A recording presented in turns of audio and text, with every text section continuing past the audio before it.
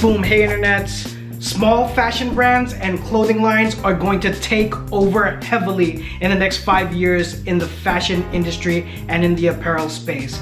If you are a small brand or you're beginning to launch or forge your own brand, whether it's an apparel or an accessory, or maybe even doing merch for something that's already established, you're gonna be a part of this growth of companies that are going to take over the industry in the next several years, and let me tell you why.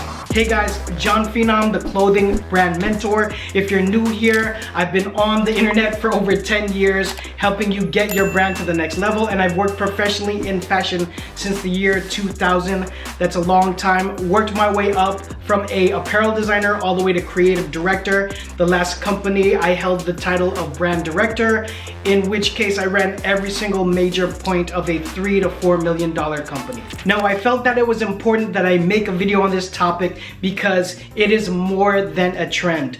And if you've watched anything in fashion in the last several years, it's been changing tremendously. Now, being a YouTuber that speaks about fashion and helping brands make it to their next level, which is a big part of my career and focus now, especially with Clothing Brand Academy, I want to have the best answers, and it makes me stay on edge with how the business of fashion is actually moving. And if you've kept your eye on it, you're gonna see that fast fashion has taken a big fall. A lot of the companies that are anchored into malls and have done that traditional way of businesses are faltering, or at the point that I'm giving you this video, they might be pretty much gone. Definitely, you could feel even way before COVID that retail was faltering or just not having the same effect that it used to when we're talking about economics. And definitely hastened after COVID, where so many people are doing transactions and commerce online. There's been a huge hype of many independent brand owners bringing their styles and their looks to the table. And there's a couple reasons why small brands are going to take over. Number one, small crafters and makers have their own specific flair, and they can get very, very niche, which big companies cannot compete with. So you have a lot of smaller brands that are offering very specific looks or accessories or just a certain style that people can partake in. And the amount of business that's given to these smaller companies is taking away from the big company, but spreading it out towards smaller companies. Number two, I've already mentioned fast fashion is faltering. With the decline of fast fashion, there's been an incline of people being more environmentally friendly and environmentally conscious of what their purchases do to Mother Earth. And I can see this on all levels of business. People are making adjustments with how they employ and how they take resources from the earth to make the garments that we wear. Again, that just gives back more economics to crafters and independent brands. Number three, and this is eternal, but buyers love a story. Buyers don't necessarily want to buy from a big brand.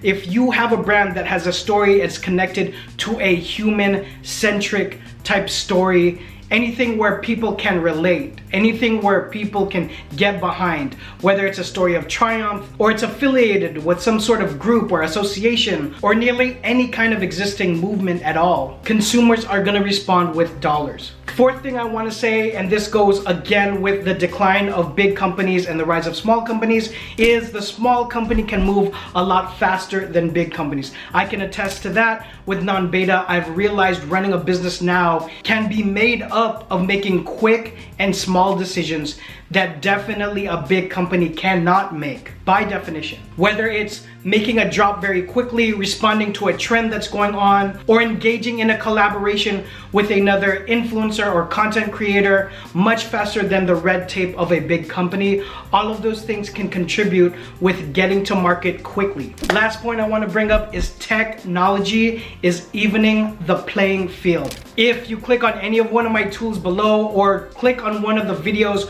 where I mention a bunch of the tools that I use, anything from using Supercolor to Heat Press Nation for production, where for me it equals out having an entire production team or outsourcing a screen printing company, all the way to using Canva for some of my documents and purchasing mock-ups and templates from companies that already provide it. For example, some of the biggest selling items on Clothing Brand Academy are the office templates. Of course, we move a lot of tech packs as well, but some people might not be using Adobe Illustrator to create their garments. That's fine, but there's other things that people could use as a reference. And so because technology technology is making it even for you to use the same tools as big companies. It's making it even where a small company like yours can definitely get to the $1 million point in a shorter amount of time. Now, I do want to add, this creates more competition, so it's not all easy, right? It creates a lower barrier of entry, so you're gonna be competing and fighting off a lot of other brands